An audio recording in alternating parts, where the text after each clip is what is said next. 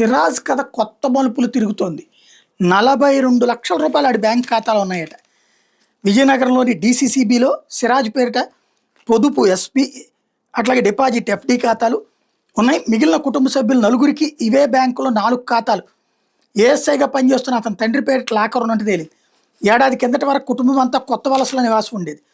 ఆ తర్వాత సిరాజ్ తండ్రికి విజయనగరం గ్రామీణ పోలీస్ స్టేషన్కి బదిలైంది. 2015 నుంచి కొత్త వలసలోని డీసీసీబీ శాఖలో ఉన్న ఖాతాను సిరాజ్ విజయనగరానికి మార్చుకున్నాడు. ఆయన తండ్రి ఖాతా మాత్రం కొత్త వలసలోనే ఉన్నట్టు తెలిసింది.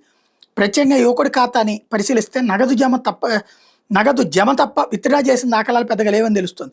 విడతల వారీగా 70,000, 80,000 చొప్పున పలుమార్లు జమ అయినట్టు గుర్తించారు. జాతీయ బ్యాంకులు ఎన్నో ఉన్న డీసీసీబీ ఖాతాలో కొనసాగించడం మీద అనుమానాలు వ్యక్తమవుతున్నాయి.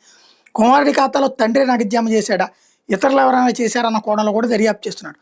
కుటుంబ సభ్యులందరి పేరిట ఉన్న ఖాతాలో సుమారు 70 లక్షలు ఉండొచ్చని భావిస్తున్నారు. చట్టవిరుద్ధ కార్యకలాపాల అభియోగం మీద అరెస్ట్ రిమాండ్ ఖైదీగా కుమారుడు సిరాజ్ ఉండగా లాకర్ తెచ్చేందుకు తండ్రి ప్రయత్నించడం దర్యాప్తు అధికారుల దృష్టికి వెళ్ళింది. అసలు అందులో ఏముంది, వరుసగా 2 రోజుల పాటు బ్యాంక్ అధికారులను కలిసిన నేపథ్యంలో ఆ దిశగా దర్యాప్తు ముమ్మరం చేశారు. మరోపు నిందితుని తమ కస్టడీకి ఇవ్వాలని న్యాయస్థానంలో వేసిన పిటిషన్ మీద వాద ప్రతిపాదనలు జరుగుతున్నాయి.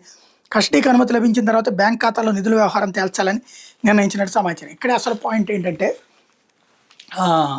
ఎవడో దుబాయ్ వాడు వీడికి డబ్బులు పంపిస్తూ ఉంటాడట. దేశంలో ఇస్లామిక్ రాజ్య స్థాపనే తమ లక్ష్యంగా పనిచేయాలని నిర్ణయించుకున్నారట.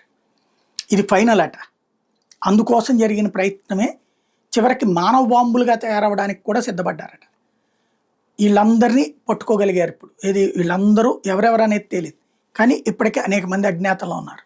అంటే ఓ పెద్ద విద్రోహుల మూట దేశంలో సంచరిస్తోంది.